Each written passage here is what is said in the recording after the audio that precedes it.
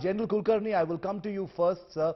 Stable but unpredictable. It seems a very general thing to say, but the more I think about it, it is also very specific and captures so beautifully this situation. Because we have to admit, sir, that this is the third winter since the standoff began. There is no active fighting or shooting or, war-like situation happening. But the more the time passes, the more this is becoming the new normal and the new status quo. And that is perhaps what the army chief meant by stable, but he also said it's unpredictable because this is China that we are dealing with, sir.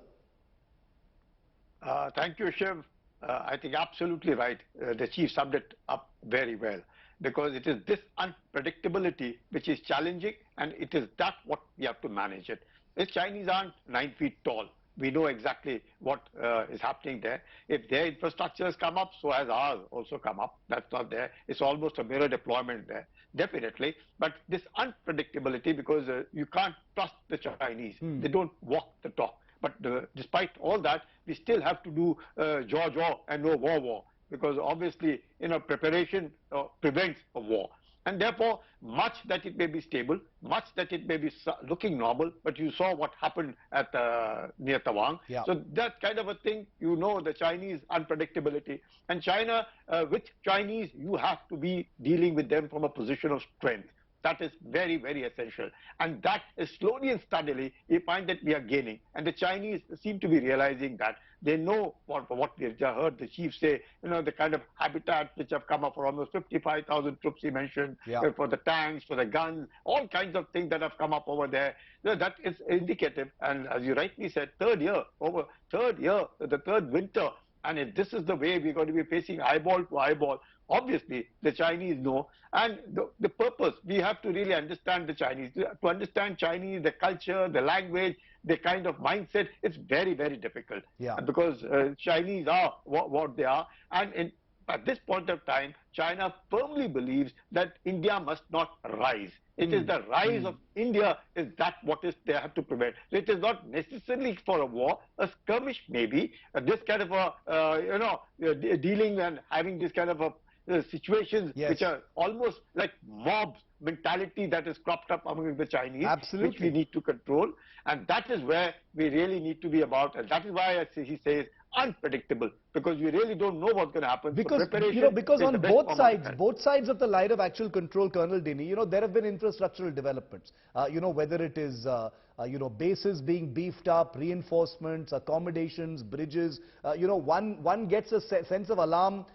Because the media tends to focus on the infrastructure on the Chinese side, but obviously there is it's not like the Indian side is sitting pretty and sitting on its hands. We are also building our roads, we are also building our bases. We know a thing or two about fighting the Chinese as well. So what would be happening on the ground? The Indian public wants to know, Colonel Dinny, right now, what would be happening on the ground in those frontline areas? Because the army chief today said 5 out of the 7 outstanding issues have been resolved. There are 2 left. Depsang is obviously one of them. So what would it be like for soldiers and officers on the ground there right now?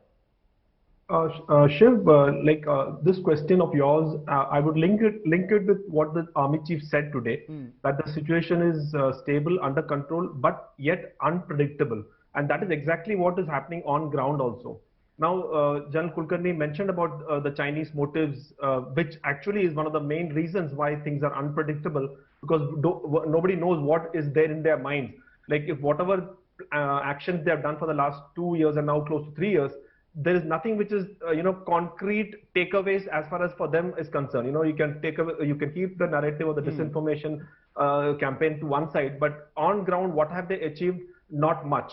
Now, second point, what has changed, Shiv, is the rules of engagement have changed. Yeah. Now, whatever earlier the peace and tranquility agreements were there, that actually today does not hold. Yeah. So there's a lot of ambiguity, how to engage with Chinese, and similarly Chinese, how do they engage with the Indians? So that ambiguity is there as far as rules of engagement is there. Now, what that does is, Shiv, that when the troops are in close proximity, there is a kind of confusion which is likely to happen. And we all know that troops in close contact or close proximity derive a logic of their own, you know, Yeah. which can be far away from whatever the strategic guidance which the higher leadership gives. And especially, as you mentioned, for 3 winters, they are there in, although physically they're, you know, the troops are disengaged, Yes. but there are chances of them coming closer and for you know, patrolling, and what we saw in the Tawang sector.